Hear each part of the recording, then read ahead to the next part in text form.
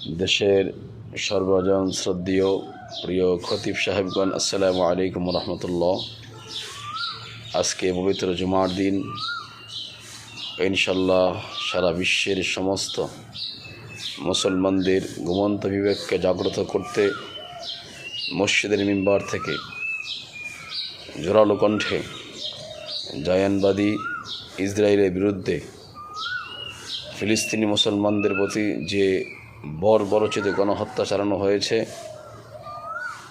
এর বিরুদ্ধে আজকের মিম্বার থেকে জোরালো কণ্ঠে বয়ান পেশ করুন এবং ইনশাল্লাহ আগামীকালের ঐতিহাসিক মার্চ ফর গাজা যে প্রোগ্রামটি ঘোষণা করা হয়েছে, এই প্রোগ্রামে সমস্ত ধর্মপ্রাণ মুসলমানদের অংশগ্রহণ করার জন্য উদ্বুদ্ধ করুন।